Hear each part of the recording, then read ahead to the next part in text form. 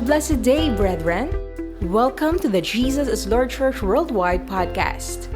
Thank you for joining us as we meditate on God's message to us through the Sunday preachings from Jesus the Healer episodes. With open heart, mind, and spirit, let us pray that God would speak to us today. Lamentations chapter 3, verses 22 and 23. Because of the Lord's great love, we are not consumed. For His compassion never fail. They are new every morning. Great is your faithfulness. Can you say with me, great is your faithfulness? Say it again, great is your faithfulness. Praise God. Purihin po ang Panginoon. Marahil may katanungan tayo sa ating puso na kapag ganito ang nangyari, papaano na? At ang unang tugon natin ay panalangin na samahan tayo ng Panginoon na malakpasan po natin ang potensyal na krisis na ito na maaari talagang dumating po sa ating pong kapanahunan. At habang ako po'y nagtatravel at malapit na po ako dyan sa Bukawi exit, at ako'y biglang napatingin po sa kaulapan, at ang unang nakita ko po ay rainbow. At aminin ko po sa inyo, ito po'y nagbigay po sa akin ng kapayapaan sa mga katanungan na nasa aking isip na ano ang posibleng mangyari. And we know in the Bible, the rainbow is a visible reminder of God's faithfulness and to keep His promises. At diyan ko po nais dalhin ang mensahe po ngayong umaga. Pinamagatan ko pong God's faithfulness amid crisis, keeping His promises. At alam niyo po ba, ito pong Lamentations chapter 3, verses 22 and 23 ay nasulat po ni Propeta Jeremias nung panahon na magkaroon ng national tragedy doon po sa bayan po nila sa Israel nang ang Jerusalem ay masakop po ng Babylonia. Okay? It was written during the time by Prophet Jeremiah when Jerusalem was completely destroyed and fall under the Babylonian Empire. And because of this, ang pakiramdam ng tao kumbaga nawalan sila ng pag-asa. Nakita nila kung paano nawasak ang bayan ng Jerusalem at dito sinambit ni Propeta Jeremiah ang masalitang ito bilang isang napakagandang palaala at nagbibigay ng lakas ng loob sa kanilang bayan na sa gitna ng kaguluhan, sa gitna ng krisis. Ang sabi ni Propeta Jeremiah, of course, nagmula sa ating Panginoon. Because of the Lord's great love, we are not consumed. His compassion never fail. They are new every morning. Great is your faithfulness. Mamagulang mga kapatid, marahil, meron tayong agam-agam at pagamba sa mga nagaganap at bawat araw na napapakinggan o napapanood natin ang balita. At tuwing na lang tayong makikinig ng balita, unang napapakinggan natin o napapanood natin ay ang kaguluhan na ito na maaring magdulot ng mas marami pang problema. Nais ko pong hiramin ang sinabi po ni Propeta Jeremias kung paano sa pamagitan po ni Propeta Jeremias nagmumula sa ating Panginoon ng Diyos natin ay matapat. At ito ang lalim ng mensahe na palaging ipinapahayag ni Propeta Jeremias nung panahon na yon. Nung makita niya ang bayan ng Israel wasak, ang kita niya ang mga tao ay lumbay. Kaya sabi ni Propeta Jeremias, great is God's faithfulness. Mamagulang mga kapatid, anuman pong katanungan o pag-aagam-agam o marahil panggamamba na meron po tayo, nais ko pong ipaalaala ang sinasabi po ng salita ng ating Panginoon, that God is faithful. At ito ang lagi nating itanim sa ating isipan at sa ating puso, matapat po ang ating Diyos.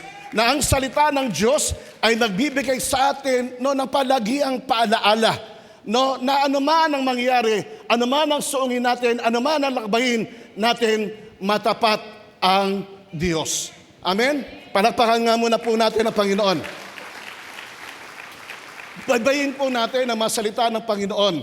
at tunghayan po natin kung gaano ipinakita ng Diyos ang kanyang katapatan, lalo't higit po sa kanya po mga anak. Tatandaan ninyo, walang panahon sa buhay ng bawat isa sa atin na hindi naging matapat ang Diyos. Are you all with me? Amen? Sa tagumpay, pagpapala, o maging sa gitna ng pagsubok, matapat po ang Diyos. Kung gaano po kalakas ang ingay ng banta ng kaguluhan, dapat mas malakas ang hiyaw ng katotohanan na sinasabi ng salita ng Diyos, ang Diyos po ay matapat. That God indeed is faithful amidst crisis and always faithful in keeping His promises. Hindi po nakalilimot ang Diyos sa kanyang pangako. Could you imagine how many tens of thousands ang pangako ng Diyos sa kanyang mga salita? At ang bawat pangakong ito ay ibinigay ng Diyos lalo tigit sa kanyang mga anak na nagtitiwala po sa Kanya. Ito ang panahon na mas lalo tayong lumapit, magtiwala pa sa Panginoon, bulay-bulayin natin ang kanyang mga salita upang mapainggan natin na magpapalakas ng loob ng bawat isa sa atin na naman ang susuungin po natin, matapat po ang Diyos sa kanyang mga pangako. Amen? Amen? Malachi chapter 3, verse 6. I, the Lord, do not change. So you, the descendants of Jacob, are not destroyed. First, that God's faithfulness in keeping His promises is grounded in His unchanging character. Church, for us to really understand God's faithfulness, we have to understand this, that God cannot change. Hello? And that is what this passage really means. When God said, I, the Lord, does not change. Sabi niya gano'n, I, the Lord, do not change. Kaya kapag nakita ang lalim at upang maunawaan natin ang katapatan ng Diyos, dapat nating maintindihan ang karakter at ang nature ng Diyos, hindi siya nagbabago. Matapat ang Diyos noong paman, magpahanggang ngayon, maging bukas. Dahil iyon ang katangian po ng Diyos. Mamagulang mga kapatid, anuman itong ating pong pagsubok na kakaharapin, gaano man po ito, kalaki, kalawak, kabigat, pero lagi nating tatandaan, ang Diyos na pinaglilingkuran natin, ang Diyos na pinagtitiwalaan natin, ay tunay na matapat na Diyos. Amen po ba? Dahil kung nagbabago ang Diyos, hindi siya Diyos. Right? Hello?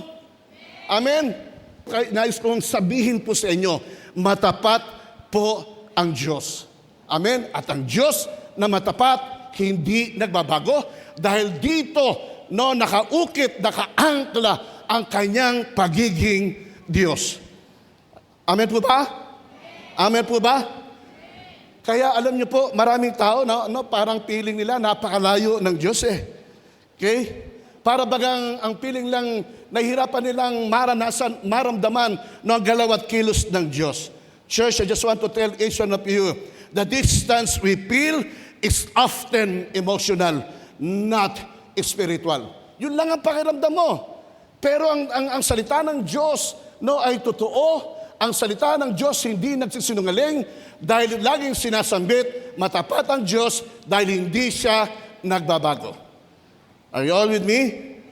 Amen? At ang katapatan ng Diyos, hindi lang natin masusukat sa kanyang mga ginagawa. That God's faithfulness is not just something that God does, but God's faithfulness on the truth is because it is who He is. Hindi na natin sasabihin, matapat ang Diyos kasi pinagpala niya ako. Matapat ang Diyos kasi pinagaling niya ako. Matapat ang Diyos kasi pinalaya niya ako. Hindi lang doon nasusukat ang katapatan ng Diyos. Hello? Ang katapatan ng Diyos ay ang kanyang nature. Nature yun ng Diyos. Hello? Paano kung sa panahon ng iyong panalangin, hindi mo natanggap yung panalangin, hindi na ba matapat ang Diyos? Hello? Paano kung nanalangin ka at that very moment gusto mo gumaling, pero hindi mo naranasan ang immediate na tugon ng iyong panalangin, hindi na ba matapat ang Diyos? Hindi. Dahil ang katapatan ng Diyos ay nasusukat hindi lamang sa mga bagay na Kanyang ginagawa sa atin, hindi sa mga bagay na tinatanggap natin, kundi ang katapatan ng Diyos ay nakaangkla sa Kanyang nature, sa Kanyang katangian. That God indeed is faithful. No, it is not just something that He does, but it is who He is. Amen po ba? That God is really the same yesterday and forever. He even declared to the prophet Malachi that He is the God that do not change. Hindi siya nagbabago. That was His very nature. At ito ang nagpapataas ng ating pagtitiwala sa Diyos. Hello? Tayo hindi may iwasan na minsan nagtitiwala rin tayo sa tao. Pero ang pagtitiwala natin minsan may hangganan eh. Kasi bakit? Dahil ang tao nagbabago. Ngayon mabait sa iyo, ngayon accepted ka niya, baka bukas hindi na. Hello? Dahil hindi yun ang katangian ng tao eh. Dahil ang tao nagbabago. Ang katapatan na tao, hindi mo pwedeng panghawakan, matapat siya sa iyo ngayon, yun, pero baka bukas hindi. O maaari sa makalawa o sa darating na bukas hindi. Pero ang Diyos, hindi po nagbago. Hello? At lahat tayo ay magpapatunay. Pasimula pa nung makilala natin ang Diyos, pasimula pa nung ma-encounter natin ang Diyos hindi nagbago sa atin. Ang Diyos ay napakamatapat sa bawat isa sa atin kahit hindi tayo laging tapat sa Diyos. Kita niyo ang Diyos? Hindi rin sinusukat ng Diyos ang kanyang katapatan sa katapatan natin Nang Diyos magiging matapat lang sa atin kapag tapat tayo. Hello? Ang Diyos magiging matapat sa atin dahil nagtitiwala tayo. Hindi ganun ang Diyos. Kahit nga hindi tayo naging matapat sa Diyos, na matapat pa rin ang Diyos sa Kanyang mga pangako. Amen? Amen. Kaya lang po, minsan, we misinterpret na para baga ang Diyos tahimik sa atin. Kaya ang tanong nga natin, where is God? Nasaan ang Diyos sa panahong ito? Lalo kung sa panahon na talagang naranasan mong mabigat, naroon ka sa gitna ng matinding pagsubok ng iyong buhay, marahil na itanong mo, nasaan ang Diyos sa mga panahong ito? Nais kong ipabatid, ipaalala sa bawat isa sa atin na sa lahat ng panahon ng buhay natin, ang Diyos ay nananatiling nakaupo sa Kanyang trono. At kontrol ng Diyos ang lahat ng bagay dahil Siya ay matapat at dahil Siya ay Diyos. Amen? Hallelujah! Hello? Kaya kung magiging inconsistent ang Diyos, hindi magiging solid yung ground na ating titindigan. Pero walang magsasabi sa atin na hindi naging matapat ang Diyos sa atin Amen? Amen? Sa pagtatagumpay, maging sa gitna ng pagsubok, alam natin, nararanasan natin, at damang-daman natin ng Diyos na ating pong pinaglilingkuran at pinagtitiwalaan ay tunay na matapat na Diyos. Siya'y matapat dahil siya'y Diyos na hindi po nagbabago. Right? Amen? At dito po sinisilang yung ganda ng ating pananampalataya. Right? Amen? That our faith grows when we shift our focus from what is happening to who God is. Crisis will try to magnify our problems, but our faith magnifies the Lord our God. Amen? And that is the reason why the Bible always reminding us that we really need to focus our eyes on Jesus because He is the author and the finisher of our faith. The more na tayo po ay masyado nating pinahawakan ang ating naririnig, yung mga bagay na hindi maganda natin nakikita, yun ang magbibigay sa atin na matinding takot Could you imagine, lahat siguro ng balita, ito na lang. Gulo rito, gulo roon, At kung tayo, ipopokus natin kung anong nangyayari sa ating kapaligiran, ito ay magdudulot ng matinding takot, sa bawat isa. But, kung ang ating kaisipan, ang ating paningin, ang ating puso, ay itutuon lamang natin sa Panginoon, the more nakikita natin ang kalakihan ng Diyos, kesa sa kalakihan ng problema o potensyal na krisis na ating pong kakaharapin. Amen? Amen? Kasi kung saan mo tinutunan yung paningin yun lumalaki ng lumalaki. Hello? Lalo tigit kung yun na lamang yung pag-uusapan. Amen? Tuwing makikita na lang tayo kung sino itong pag-uusapan na hindi natin alam, no, ang kaaway nagtatanim ng takot, pangamba, agam-agam, no, na naglalayo sa atin, no, sa pagtitiwala sa Diyos, naglalayo sa atin sa katotohanan, matapat ang Diyos, hindi niya tayo iiwan at hindi niya tayo pababayaan. Hello? Amen? So we have to focus our eyes on Jesus because He is the author and the finisher of our faith. Ang sinampalatayanan mo nung pamanguna hanggang wakas ay tunay nang naganap. Amen? So we should not allow the enemy to deceive us.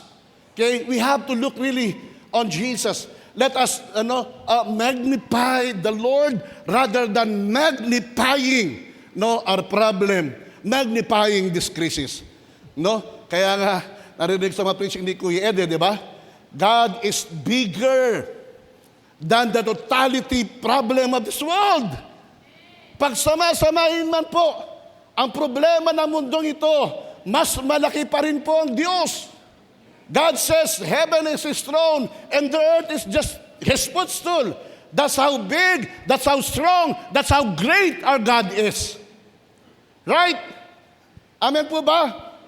Because God is faithful in keeping His promises because that His faithfulness is truly grounded on His very nature. And God's nature is He is faithful and He does not change.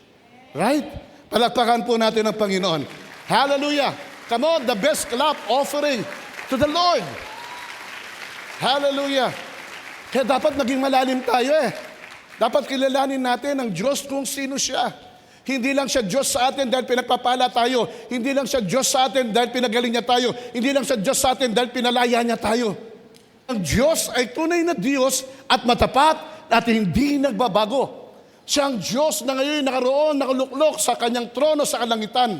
At ang kanyang paningin ay kanyang iniikot at tinahanap niya at itinutuon niya sa mga niyang tunay na matapat. Kung magiging matapat po tayo sa Diyos, higit na mas matapat ang Diyos sa atin. Amen? Amen po ba? So, in the midst of this potential great crisis that we will face, let us always remember and truly understand that God is faithful. That God never lies to His promises. He's always true to His promises. And God is always obliged to fulfill, to perform His promises. Because the Lord will not allow His promises not to Him void. Because God is always watching His word to fulfill it. Mga magulang, mga kapatid, ang mga pangako na pinangahawakan natin ay hindi lang po binakapan ng tao ng sinuman. Ito ay backup po ng Diyos dahil ang salita ng Diyos at ang Diyos ay hindi po pwedeng paghiwalayin. Amen? So bago natin punuin ang ating kaisipan, ang ating puso ng mga balita na magdudulot ng takot, punuin muna po natin ang ating puso, ang ating isip ng mga salita ng ating Panginoon. Dahil ang Diyos ay matapat sa kanyang pangako. Amen? Palakpakan po natin ang Panginoon. Hallelujah! Come on, the best clap offering to God. 2 Peter chapter 3, verse 9. The Lord is not slow in keeping His promises. As some understand slowness, instead, He is patient with you, not wanting anyone to perish, but everyone to come to repentance. I want to give deep emphasis on that first phrase. The Lord is not slow in keeping His promises. God's faithfulness makes His promises certain. Can you say with me? Certain. Tiyak. Even when they are not immediate. Alam niyo po, tayo ay nabubuhay sa isang kultura at panahon, gusto natin madalian. Di po ba? Kaya tayo gusto natin laging instant Hello? Pero tinitiyak po ng salita ng Diyos, ang kanyang mga salita po ay totoo. Hello? Hindi pahihintulutan ng Diyos sa kanyang mga pangako, kanyang mga salita, ay hindi magaganap, lalo tigit sa kanila na mga tunay na nagtitiwala. Pero hindi sa lahat ng panahon na pagtawag natin, no, darating kagad. At ito ang nagiging problema ng maraming mga mananampalataya na labis tayong nagmamadali. Dahil tayo'y nasa panahon na nagmamadali. Kahit sa panalangin natin, nagmamadali tayo. Ang nakalulungkot pa ay marami ay nagtatampo sa Diyos dahil hindi niya nakita o natanggap ang kanyang idinadaing sa Diyos. Hello? Bakit? Kasi gusto natin nagmamadali. Laging gusto natin instant. Hello? Instant result, instant solution. But I want to tell and remind all of you, God works through process, not immediacy. Laging may proseso ang Diyos.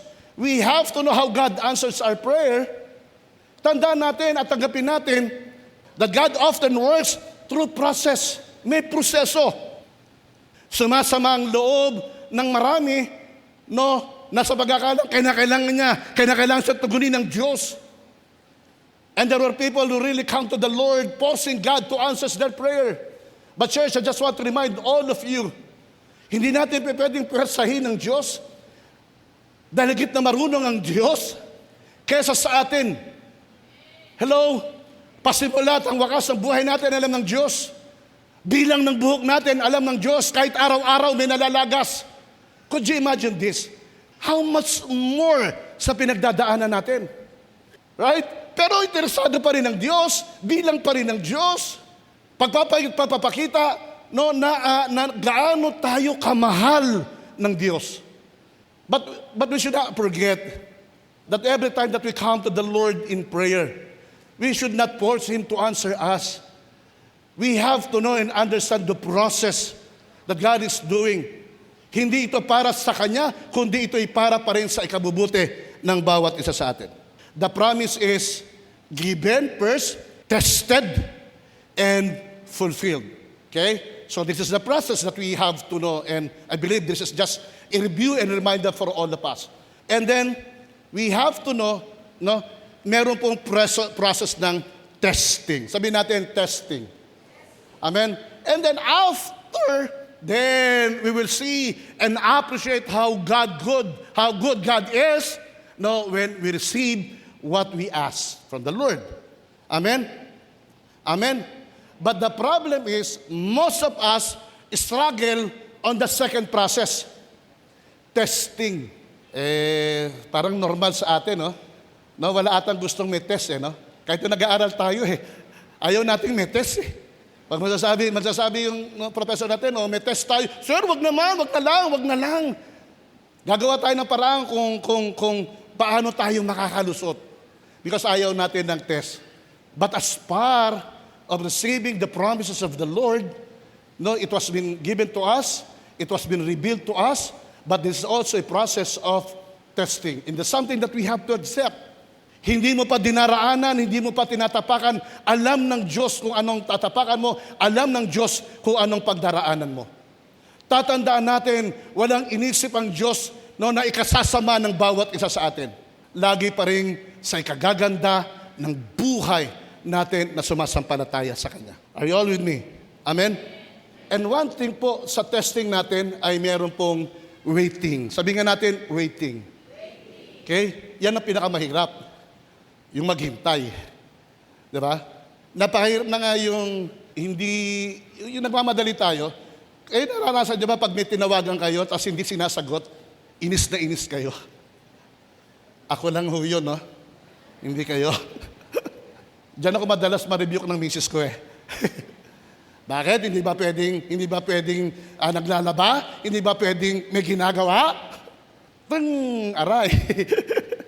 Kasi gusto mo kaagad Ganun tayo Amen? Gusto natin madalian. Gusto natin mabilisan. At kadalasan, sa pagmamadali natin, namamali tayo. Amen? Amen? Kaya meron pong process rin po. Bahagi ng process sa testing, meron pong waiting. And waiting surely is uncomfortable. Why? Because it stretches our faith. I remember po, doon po sa Luke chapter 24, verse 49, when Jesus told this very disciple to go back to Jerusalem until they received the power no, until they receive the promise of the Father, the coming of the Holy Spirit. So at first, sabi ni Jesus, no, you will receive the power of the Holy Spirit. You know, you will receive the promise of the Father. And they believe, even though it's really, really dangerous to go back to Jerusalem, but they believe on Jesus. Hello? Sabi ni Jesus, you have to go back to Jerusalem and receive the promise of the Father. And they believe on Jesus. Even though, sabi ko nga po, napakadelikado, but they have faith on what Jesus said. They will receive the promise of the Father. Sinong nilang danger, nagbalik po ng Jerusalem at hinihintay ang pagbaba, ang pangako ng Ama, ang pagbaba ng Banal na Espiritu. Ang problema, sinabi lang ng Panginoon, maghintay kayo sa Jerusalem. Ang problema, hindi nila alam. Alam nila kung saan pupunta, saan maghihintay. Ang problema, hanggang kailan maghihintay. Yun ang mahirap. Hanggang kailan maghihintay. Hello? Madali po bang maghintay? Lalo na tayo, nabubuhay sa isang panahon na nagmamadali. Mahirap. But this disciple waited for 10 days. It was only on the 10th day of praying and praising and waiting on the promise of the Father, Lord, the Holy Spirit came and empowered them. And the rest is history, how this 120 disciples, powerfully used by the Lord in shaking many nations for the Lord Jesus Christ. Paano kung hindi ko sila naghintay? Kung hindi sila naging patient? Di wala. Alam niyo po ba ang posibleng mangyari kung hindi naging patient yung mga disciple? Wala tayo rito ngayon. Hello? Could you imagine the consequence that if this disciple do not wait for 10 days as impatient, apekto tayo rito. Malamang wala tayo ngayon. Who will preach the gospel of Jesus? Who will go anywhere and declare the powerful gospel of Jesus Christ? Because of their impatience, they might miss the promise of the Father, the Holy Spirit. See? Hello? But thank God, this 120 disciples wait and patient until they receive the promise of the Father, the coming of the Holy Spirit. And the rest is history. They went everywhere, shake many nations upside down for the Lord Jesus Christ. So mahalaga po yung waiting. Hello, sa paghihintay natin, hindi dahil natutulog ang Diyos, hindi dahil walang pakialam ang Diyos, hindi dahil hindi naririnig ng Diyos, kundi sa isang katotohanan, sa gitna ng katahimikan, gumagawa, kumikilos ang Diyos sa buhay ng bawat isa sa atin. Church, I just want to remind everyone that waiting has a purpose. Amen? Even though it's really uncomfortable because it stretches our faith. Tandaan ninyo, kumikilos lamang Diyos kung mayroong pananampalataya. Look, during the time, an earthly ministry of Jesus, every time that Jesus Christ heals, every time He performed miracles, anong laging sinasabi ni Jesus? Pinagaling ka ng iyong pananampalataya. Hello? Nakakilos, gumawa ng himala ang Diyos dahil merong sumampalataya. And God wanted to increase our faith. And one way for God to stretch and increase our faith is for us to learn to wait. Even though waiting is uncomfortable, but it stretches our faith. At sa pananampalataya, gumagawa ng himala ang Diyos. Amen. Hallelujah. Bakit gusto ng Diyos maghintay tayo? First, to deepen our dependence on Him. Alam niyo po, kung lahat ng bagay na gusto natin mangyari ng madalian, ano mangyari? We would rely more on the result, not on God. What is important to us? The blessing or the one who blesses us? Of course, siya na nagpapahala sa atin. Kaya kung gustuin ng Diyos, laging instant sa atin, makakalimutan natin ng Diyos. Hello? Magiging sentro na lamang natin ng ating puso at ating kaisipan, yung mga tinatanggap natin, yung mga nakukuha natin, at nakalilimutan na natin ng Diyos. And that is the reason why God allows us to wait, to deepen our understanding, to deepen our dependence on Him. Because God wanted us all to completely depend on Him. Mamagulang, mga kapatid, lagi nating babalikan, nung unang araw na nakilala natin ang Panginoon. Hello? The person that was restored on us when we encounter the Lord Jesus Christ and make Him as our Lord, God, and Savior is what? Our relationship was restored to God, and that was really mattered to the Lord, our relationship. Because the person that was lost in the Garden of Eden when man fell into sin, relationship. And because of that lost relationship, God the Father has to send His dear Son, Jesus Christ, has to sacrifice even His own relationship, sending His Son, leave the pleasures of heaven and become like human, become like us, so that one day He will bring Himself to the cross and die for us to be restored to God. And that is the reason why Jesus said in John chapter 14, verse 6, that I am the way, I am the truth, I am the life. Jesus stretched both of His hand at the cross upang hawakan niya ang kamay ng makasalanan ng tao at ang kabanalan ng Diyos at muli niyang pag-isahin. Relationship. And God wanted that relationship, yung relasyon na yon, na mapabuti. Amen? So therefore, what really should also matter to us is our relationship on Him. No? This relationship of us and God will be deepened, no, if we will fully dependent on God. It also build our spiritual strength. Katulad ng muscle po natin, no? Nag-grow yung muscle natin kapag nagkakaroon ng resistance, di ba? And that's how your muscle grows. Di ba? Amen. Ngayon, 30 kilos, 50 kilos, habang nag-grow, habang mabigat yung binubuhat mo, mabigat yung resistance, nag-grow yung muscle mo, nakikita mo, nag-i-increase yung binubuhat mo, kasi na-stretch yung muscle mo, nag-grow yung muscle mo. That is also how faith works. That is also how we will be deeper in our spirituality unto the Lord our God. Hindi pa hihintulutan ng Diyos dumating ang isang bagay sa buhay natin na hindi niya alam na hindi mo kakayanin. Never. But what the Lord wanted is to build our spiritual strength. We have to become stronger and stronger on our faith and trust in the Lord our God. Amen? Saan kayo lubos at malalim na nagtitiwala? Sa panahon na okay lang sa inyo at wala? O sa panahon ng kakipitan, naranasan mo ang Diyos? Meron ka ng template, meron ka ng patotoo na kumikilos ang Diyos. Right? And even He allows us to prepare the right timing and condition. He is also preparing everything around us.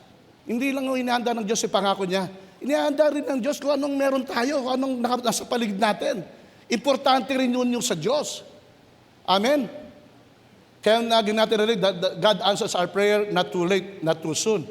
He answers our prayer on His perfect time. Kailan kayo madalas matapilok? Kailan kayo madalas nadadapa? Kailan kayo madalas nahuhulog? Ha? Di ba nung panahon na nagmamadali?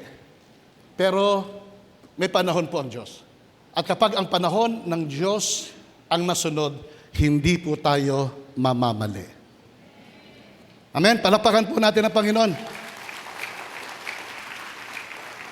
Hallelujah. So, hindi mo pa natatanggap, alam na ng Diyos. He is an all-knowing God. Alam ng Diyos ang lahat at posibleng mangyari dahil Diyos siya.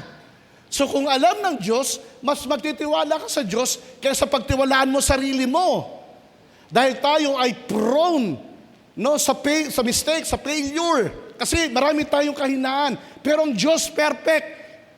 He never commit mistake. He never fail. Because He is God. So better to believe and to trust God. Instead na tanungin natin, Lord, gaano pa ba ito katagal? Kundi alamin natin, at excited tayo, bagamat para bagang silent, pero may ginagawa ang Diyos. Right? Yung magsasaka, pag nagtanim mo siya ngayon, mamaya ba, maasa na siya na meron na pong lalabas? Pag tinanim niya yung butil, yung seed, mamaya ba meron na kagad? Wala. Kailangan niya maghintay. Right? Hello? Naghihintay siya, pero alam niya, may nangyayari doon sa kanyang binhi na itinanim. Tama po ba?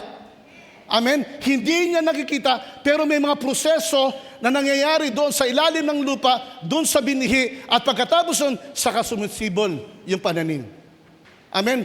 Ganon din po sa ating pong pagtitiwala at panalangin sa Diyos.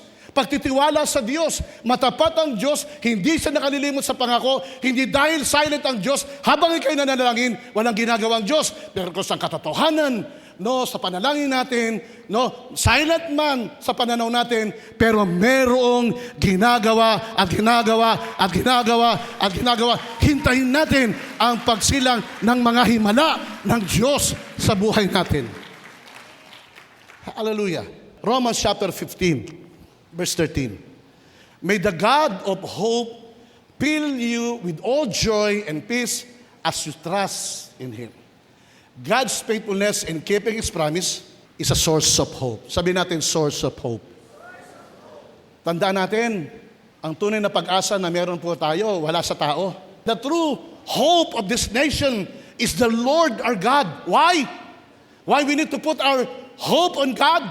Because He is faithful. He never lie. He always keep His promises. Kaya ito yung sinasabi ni Pablo sa iglesia sa Roma. Sabi niya, may the God of hope fill you with all joy. Hindi tayo makikipagtalo, hindi natin ipaglalaban kung ano man meron tayo. Kundi panghawakan natin ang sangkatotohanan ng pag-asa natin, ang pag-asa ng bansang ito, ang pag-asa ng mundo ito ay walang iba kundi ang Diyos. Why? Dahil ang Diyos matapat. Bakit dahil sa Kanya ang tunay na pag-asa? Dahil matapat ang Diyos. Hindi nagsisinungaling ang Diyos. At hindi niya papahintulutan ang Kanyang pangako na hindi nawawala ng kabuluhan. Dahil palagi niyang susubaybayan ang Kanyang pangako hanggang ito'y magkaroon ng katuparan. Hallelujah. And last po, Isaiah chapter 26, verse 3. You will keep in perfect peace. Could you imagine that God is personally telling us that in the midst of this chaos, in the midst of this potential crisis, God came and said personally to us, you will keep in perfect peace. Why? Because He is faithful in keeping His promises that brings peace in us. Ano po ba ang unang nawawala sa atin kapag pumasok ang takot? Kapayapaan. Kasunod na ron ang maraming magiging bunga kapag nabuhay ka na lang sa takot at wala kang kapayapaan. At yan ang nangyayari sa maraming tao. Pero ang tunay, ang kapayapaan ng puso natin ay mananatili sa isang katotohanan na panghahawakan natin. Matapat ang Diyos, hindi siya nagsisinungaling at hindi siya nakalilimot sa Kanyang pangako. Amen po ba? Because God's faithfulness assures us that He is in control. Peace comes from focusing on God's unchanging nature rather than the stability around us. Kasi ang natural response po ng crisis ay anxiety, fear, uncertainty. So, ang trend is mag-focus ka na lang doon. Kasi yun ang natural response. Amen? But the more that you focus on those things, mas lalong na lumalaki ang problema. Mas lalong na namamagnify ang mga potential na problema. Pero kung ang titingnan natin ay katapatan ng Diyos, if God's faithfulness shift our focus from our unstable circumstances to unchanging promises. So it's better to meditate on God's word. It's better to meditate on the promises of God than focusing more on uncertainty in our present time. Amen? Hallelujah. Palakpakan po natin ang Panginoon. Philippians chapter 4, verses 6 and 7. Napakaganda po nito. Sabi ni Pablo sa iglesia sa Pilipos, do not be anxious about anything, but in every situation, by prayer and petition, with thanksgiving, present your request to God, and the peace of God, which transcends all understanding, will guard your hearts and your mind in Christ Jesus. So Apostle Paul reminded that the believers in the church at Philippi that they have to bring all their worries to God in prayer and supplication and thanksgiving. At ang sabi ni Pablo, and the peace, the moment you give all your worries, the moment you present to the Lord all your problems to the Lord, sabi ng Bible, and the peace of God, which transcends all understanding, will guard your hearts, your mind, in Christ Jesus. Tandaan niyo po, ang palaso po ng kaaway, para tayo pahinain, para tayo bigyan ng takot, ay laging dito at dito. The first battle that we have to win against these words of the enemy is to win this battle in the mind and in our hearts. And for our mind and hearts to be protected by the Lord, it comes from the peace of God. But how? Sabi ni Paul, do not anxious about anything. Do not so much worry what might happen in these coming days. But in every situation, by prayer and petition, with thanksgiving, present all your requests, and to God, and the peace of God will give you, and the peace of God, transcend all understanding, will guard your hearts, your mind in Christ Jesus. Ganda. Amen? Palakpakan natin po ang Panginoon. Because the true peace is not found in the absence of trouble, but in the presence of faithful God.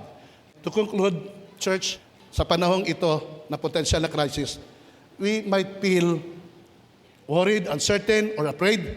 But today, I want to remind all of you that God is faithful and He always keeps His promises. His character does not change and His word never fails.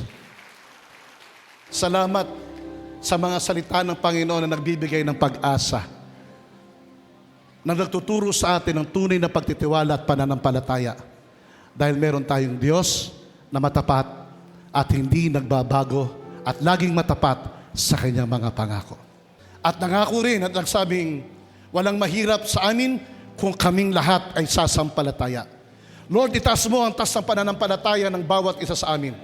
Pananampalataya magpapakilos, magpapagalaw sa iyong kamay upang gumawa ng himala sa gitna, Panginoon, na matinding pagsubok na maaring kaharapin ng iyong mga anak. Patutunayan mo, dakilang Diyos, ng pagpapala, pagtatagumpay na tatanggapin at nararanasan ng iyong mga anak ay hindi magmumula kung kanino man at sa sino man, kundi ito'y nagmumula at nanggagaling sa tunay na Diyos na matapat, hindi nagbabago at lagi pong matapat sa Kanyang pangako. Lord, itanamin mo ng malalim ang mga katotohanan ito sa aming puso, sa aming kaisipan. At ito, Panginoon, na magbibigay ng lakas sa amin, Panginoon, upang araw-araw tumindig, Panginoon, ng may pananampalataya at pagtatagumpay. Lord, patutunayan mo na sa mga panahong ito, maraming patotoo na mapapakinggan kung paano sila nagtagumpay, kung paano sila dakilang Diyos tumanggap ng mga dakilang bagay dahil sila'y tunay na nagtiwala, sumampalataya sa isang matapat na Diyos na hindi nakakalimot sa Kanyang pangako. Salamat po, Ama. Ang iyong mga salita ay naiukat ng malalim sa puso ng bawat isa po sa amin. At ang mga salita mo'y maging tanglaw at gabay namin sa lakbayin ng pananampalataya at paglilingkod sa iyo ng may pagtatagumpay. Salamat po, dakilang Diyos. Selyuhan mo ng iyong banal na dugo ang iyong mga salita. At walang kahit isang salita na nanakaw ng kaaway sa buhay ng bawat sa amin. Thank you, Father. And Lord, continue to bless these great people that come today. I pray that heavens be open unto them all so that you may pour out your blessing. Lord, supply all their needs according to riches and glory, even in Christ Jesus. And continue to grant the very prayers of their hearts as you have seen all of them delighting in you in Jesus' name. Remove any pain, any sickness, and even any disease in their very body in the name of Jesus. And we pray for that mighty healing touch of Jesus to touch those bodies and let that healing power of Jesus Christ flow even from the top of their head to the very soles of their feet. Salamat po, Panginoon. Hinihiling rin namin na pagpalain mo ang aming mga mahal sa buhay, ang aming pamilya. Lord, iligtas mo po sila sa gawa ng kaaway at sila mang lahat, Panginoon, ay magsabi, si Jesus ay tunay na Diyos at Panginoon na kanilang buhay. Marami pong salamat. Inakin na po namin ang tagumpay maging katugunan sa lahat po ng aming mga panalangin. Lord, it is just but proper even now to give you back all the praise, the glory, and even the honor. In Jesus' name we all pray. And everybody will say and agree, Amen and Amen. God bless you all po. Maraming salamat po. Thank you for listening to the Jesus is Lord Church Worldwide podcast. Please subscribe to this podcast so you won't miss a single episode.